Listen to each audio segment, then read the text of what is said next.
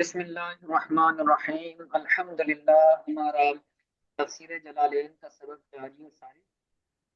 اور ہم نے گزشتہ سبق کے اندر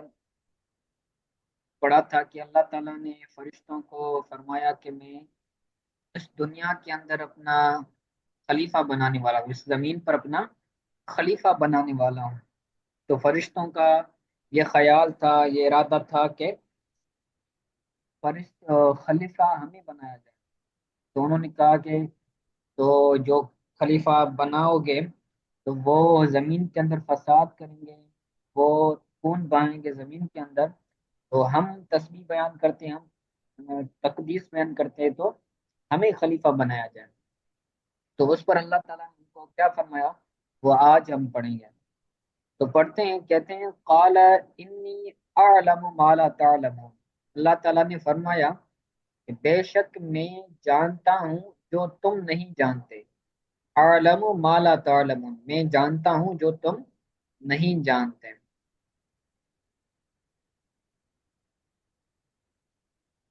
قال کے بعد تعالی نکالا یعنی جو بلند ہے، تو اس کا فاعل مطلب کون ہے؟ قال کا فاعل اللہ تعالیٰ کی ذات ہے، یعنی اللہ تعالیٰ نے فرمایا۔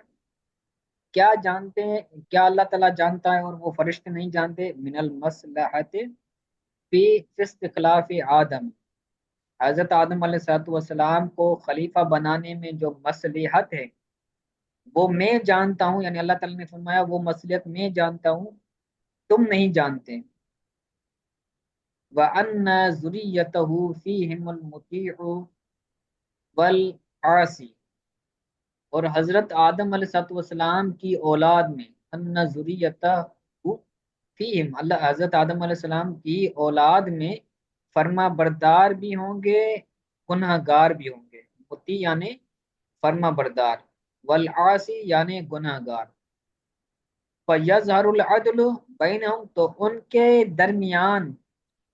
عدل انصاف ظاہر ہوگا۔ فَقَالُوا لَن يَخْلُقَ رَبَّنَا خَلْقًا أَكْرَمَ عَلَيْهِ مِنَّا۔ ٹھیک ہے، یہاں تک سمجھ آ گیا؟ یعنی اللہ تعالیٰ نے فرمایا کہ میں جو حضرت آدم علیہ السلام کو اپنا خلیفہ بنا رہا ہوں، تو اس کے اندر کیا سبب ہے، کیا وجہ ہے، کیا مصلحت ہے، اس کو میں جانتا ہوں، تم نہیں جانتے۔ اور حضرت آدم علیہ السلام انہوں نے جو کہا تھا کہ وہ زمین کے اندر فساد کریں گے، یہ کریں گے، وہ کریں گے، تو اللہ تعالیٰ نے اس کا جواب دیا کہ ایسا نہیں ہے کہ ساری اولاد آدم فساد کرنے والی ہو، نہیں، فرما بردار بھی ہوں گے، گناہ گار بھی ہوں گے،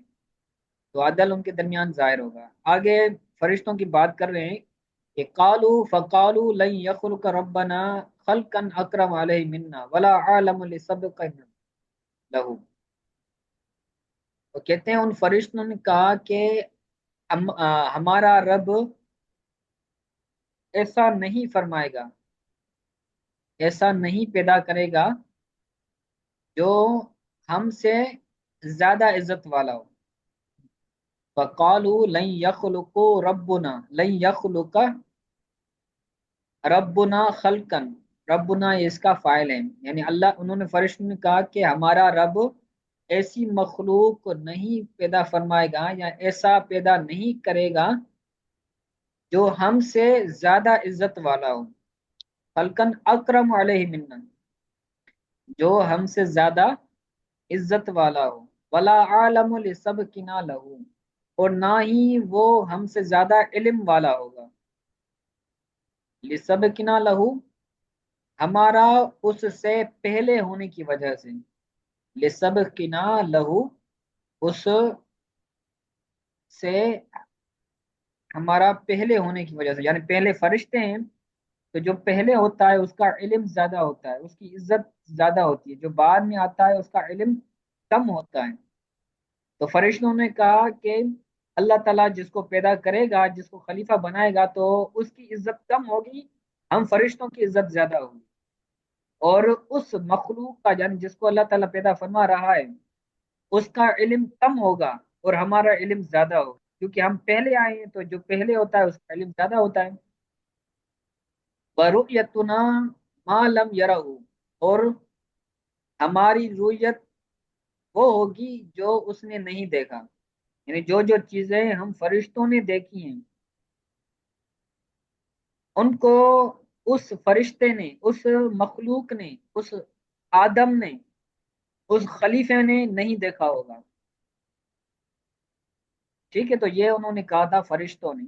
تو اس کے جواب میں اللہ تعالیٰ نے فخلق اللہ تعالیٰ آدم من عدیم الارض،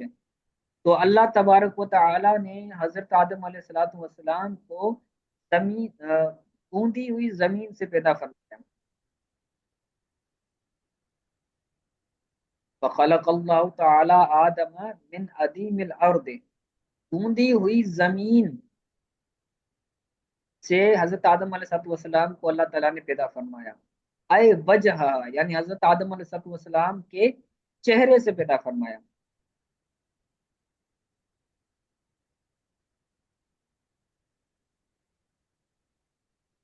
ٹھیک ہے، تو زمین، انسان کی پیدائش زمین سے ہے۔ کس طرح پیدا فرمایا؟ بے ان قبض منہا قبضتن، کہ اس زمین میں سے اللہ تعالیٰ نے اس قبضہ قدرت میں زمین مٹی کو لیا، بے ان قبض منہا، جی جی آواز آ رہی تھی آپ کی؟ تو میں تو کہتے ہیں بے ان قبض منہا قبضتن،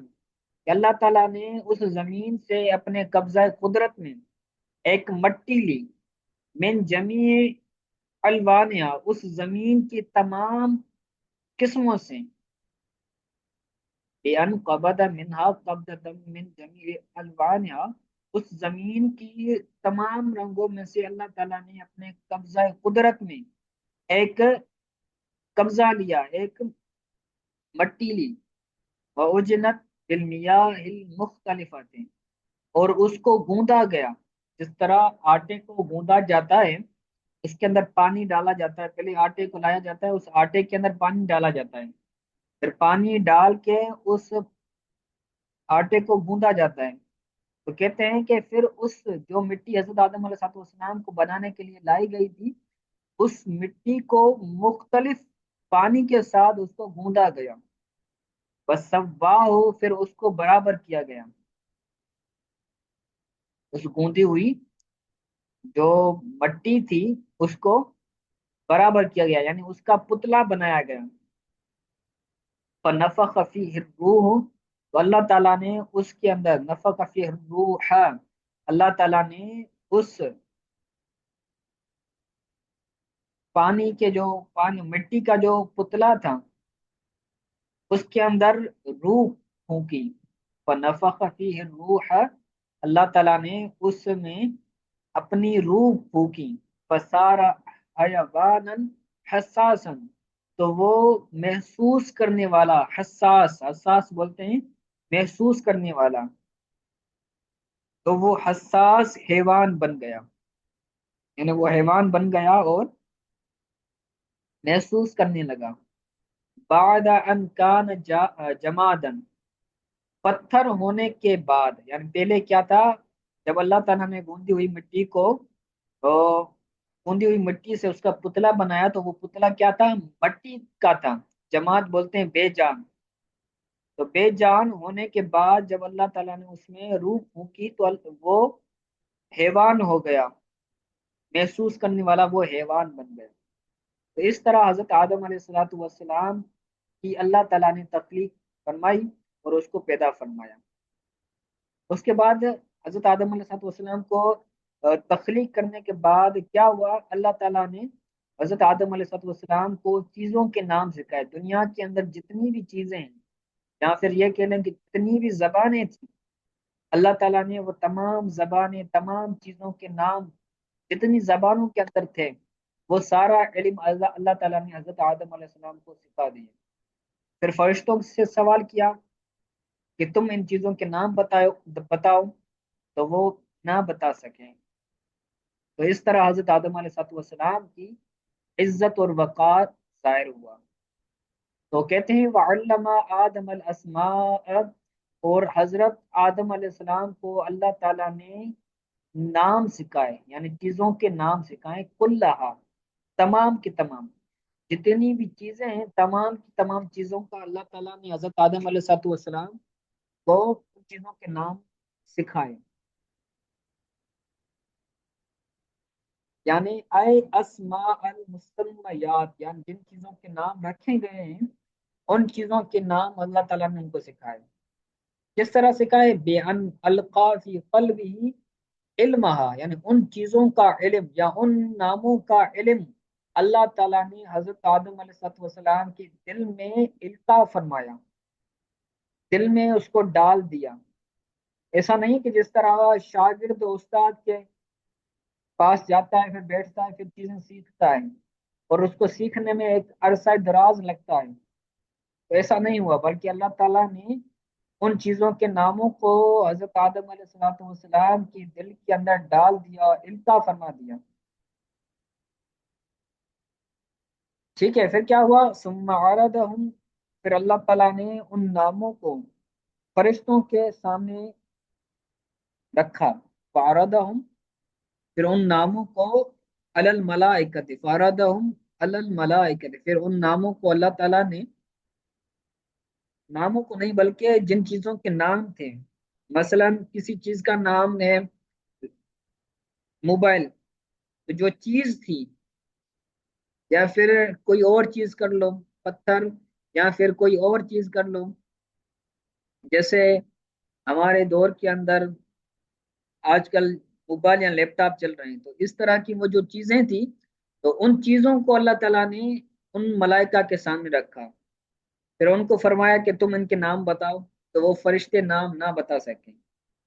ثم عرضهم علی الملائکۃ، پھر اللہ تعالیٰ نے ان فرشتوں کے سامنے ان چیزوں کو رکھا،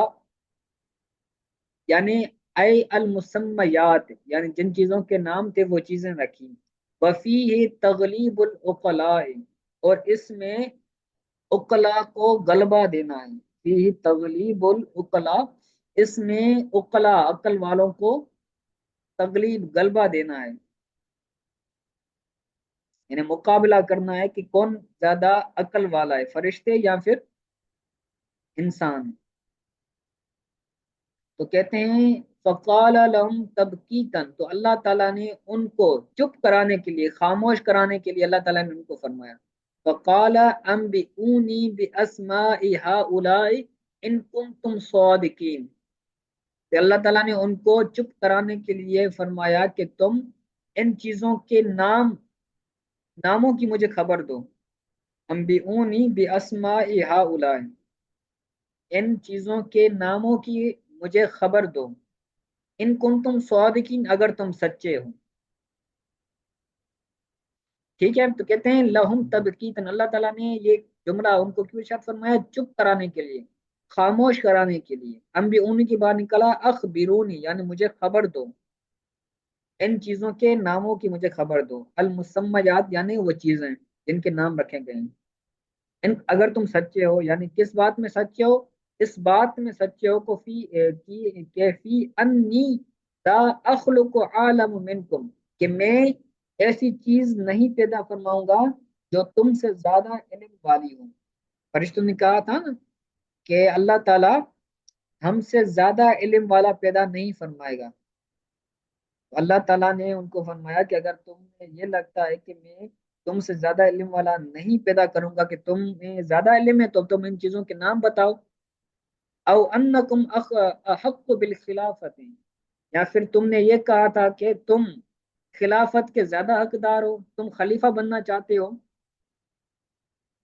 تو اگر تمہیں خلیفہ بننا ہے، خلیفہ بننے کے زیادہ حقدار تم ہو، تم سب سے زیادہ علم والے ہو، تو تم ان چیزوں کے ناموں کی خبر دو مجھے، ان چیزوں کے نام بتاؤ مجھے۔ وہ جواب الشرط دل علیہ ما قبلہ، اور شرط کا جواب، وہ جواب الشرط ان کن تم صادقین ہے نا، تو یہ شرط ہیں، اگر تم سچے ہو تو مجھے خبر دو، تو وہ جواب الشرط دل علیہ ما قبلہ، شرط کا جواب، شرط کے جواب پر اس کا ما قبل دلالت کرتا ہے، یعنی یہاں پر شرط کو مؤخر لایا گیا ہے اور جواب شرط کو مقدم کیا گیا ہے، ان کنتم صادقین ام بھی اسماء ہؤلاء، اصل میں جملہ اس طرح بنتا ہے، یعنی پہلے شرط آتی ہے پھر اس کا جواب آتا ہے، تو یہاں پر پہلے جواب شرط لایا گیا ہے، یعنی ام بھی اسماء ہؤلاء، تو یہ جواب شرط ہے، اور آگے ان کنتم صادقین اگر تم سچے ہو، تو یہ شرط ہے، تو جواب شرط پر اس کا ما قبل دلالت ہے۔ ٹھیک ہے، تو آج کا یہ سبق ہے، اس کو آپ اچھی طرح سے یاد کیجیے گا، اگر کوئی بات سمجھ نہیں آئی تو وہ پوچھنا۔